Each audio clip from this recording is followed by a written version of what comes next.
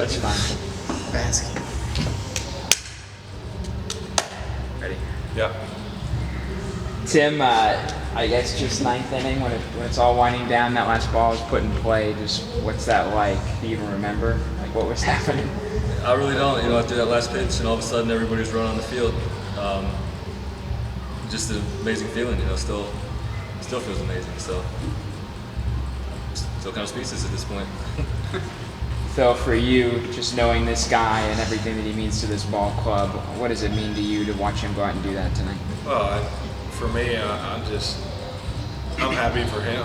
Obviously, I'm happy for the club because, it was a great night all around for the ball club. But for Tim, knowing like Landon and Tone and Tim himself and myself, how hard he works, how prepared he always is. I can't think of a guy that I've managed at least or played with in my career that deserves it more than him. And to see him get that or do that, achieve that, it's just simply awesome. But it's something. It's not a championship, but it's a moment that everyone in that clubhouse, myself, my staff, Tim, these two guys, you guys, the organization, it'll be talked about. It's something that we're going to tell our kids, grandkids, family, anybody we talk to when we start talking baseball, and we see a no-hitter next time. You're going to bring up, hey, when I was working for the Grizzlies, Tim Brown, I was there, I saw it.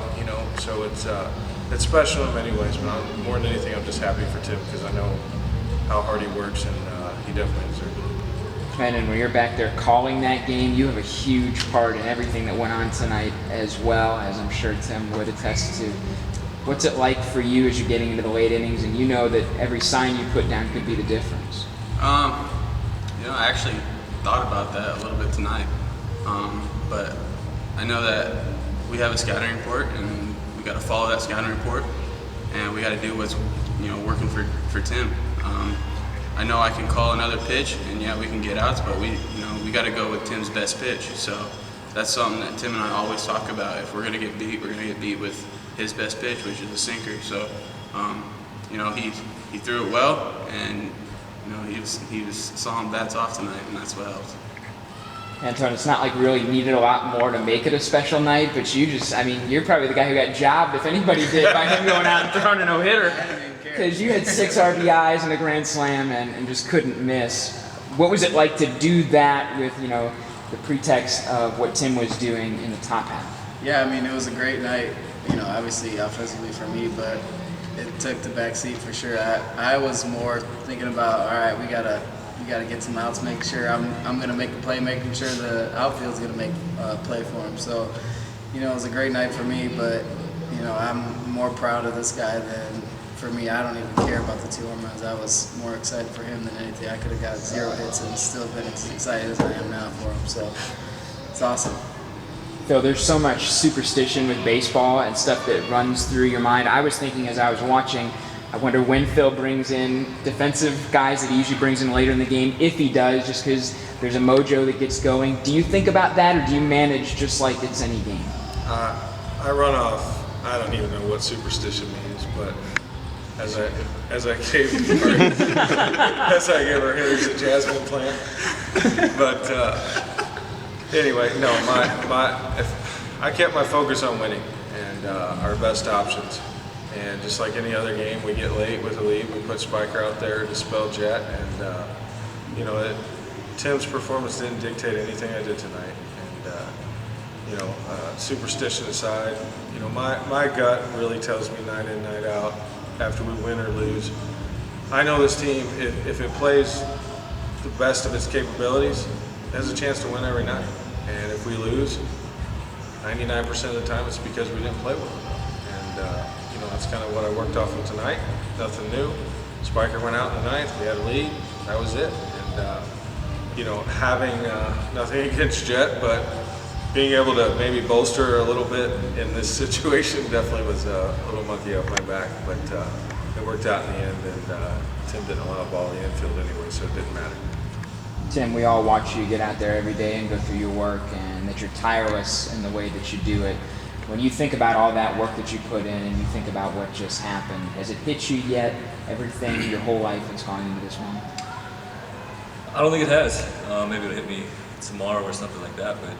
But that's why I do all the stuff I do, not just for moments like this, but to make this team successful and get us a deep run and see what happens in September. So that's what all that focus is for. And nights like this are just a bonus, I guess. But stick with it, keep going at it, and that's everybody on this team out there working hard. So if we keep doing that collectively, then we'll do some good stuff this year. Antone, you're out there and one of those guys that on any given at-bat, a ball could have come your way, and depending on if it drops or whatnot, I mean, that can change his outcome. Do you think about that at all when you're out there and you're into the 7th, 8th, 9th, and there's still not a hit up?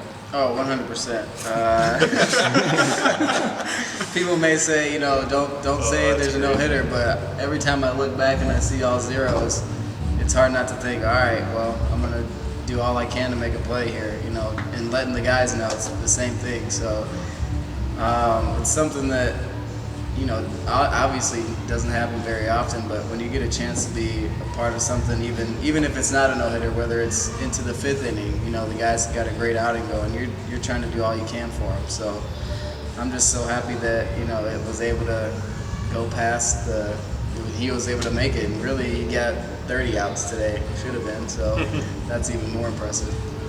I can't remember how many times, Landon, you went to the mound. It wasn't a lot, maybe just even once, but what did you say to Tim? What do you say to a guy when he's throwing a no-hitter? To be honest, I really didn't want to go out there. I went out there and I forgot what I even said. To be honest, I tried to make it as quick as possible, just keep him in his rhythm. It probably was something like, hey, stay on your front side, you're kind of flying open a little bit, just to help him get back, get in that focus. Because later in the game he started pushing his ball out to the outside or arm side, excuse me. So it just got him back on track. But to be honest, I really didn't want to say that. I was kind of hesitant to. I really don't like talking to Tim when he's out. We're gonna cut that out. Just that. Just because he gets in a rhythm and he I don't need to say much. He just does it. He does Tim. That's what he does. Try to take him out of the game. Yeah. So yeah, I mean, I think I went out there once maybe, and I think it was probably just a 3-second conversation, just like, hey, Sip, he probably didn't even have time to answer. I was already back at the plate. That's how short it was. Tim, I know that you put in so much work. We talked about that, and your whole thing is replicating the same thing over and over and over again and getting excellent results. But that being said, when you do something like this tonight, it's once in a lifetime. Is there a different zone? Did you feel a little different on the car ride to the ballpark? Is there anything different? There has to be something, the way that you feel. Well, I mean, the jerseys were different tonight. Fair enough. No, I mean, that's just it. I mean, I got my system that I believe in, and I stick with that. And it really doesn't change, and that's the same thing if I were to come out tonight and, not put up a good outing. I think that it still wouldn't change, I believe in what I do, and I just stick with that. So, I mean, I think that's true for a lot of guys here too, and that's why we've been successful this year. 17th no-hitter in Frontier League history, Phil. And we look at it, obviously it's historic, but when we look at the bigger scope of the season too, maybe an important game here after what happened last night. We all know that Richard's quality and unfortunately had a bad outing yesterday. How big was it, and how does this kind of change the outlook a little bit when he goes out and picks you guys up this way? Well, Tim takes pride in being what he calls and I call a stopper. Stop the bleeding, he doesn't put extra pressure on himself, but he takes pride in being that guy to pick the team up, lift the team up when we're kind of stumbling.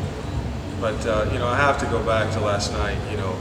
Richard's outing means nothing if the offense gets 2 guys in from third base with less than 2 outs, let alone the 4 was stranded. So it was a team loss last night. Richard, like we talked, he's set up to be the hero or the GOAT every time he's out there. And, he didn't have his best stuff, so be it. But the team had a chance to pick him up, pick Tucker up after an outstanding start, and it didn't happen. And these guys, that's how they work. They work off of, Tim doesn't lose, we lose. Tucker doesn't lose, we lose. But, all I wanted tonight was a win, but this is awesome, but this will always matter. But as far as a win tonight, it won't matter unless we build on it tomorrow and move forward. What does Javon have to do tomorrow to have anything like this? Is it kind of like for him, I guess, Landon? You're the guy who will work with them. What do you say to a guy who's pitching after a no-hitter? Kind of do what they say in Vegas, and they just go, good luck, because there's nothing you can really do unless you throw a perfect game. It's tough. I mean, there's just you can't follow it. So I mean, yeah, you can try your best, you can stay in your routine like Tim has.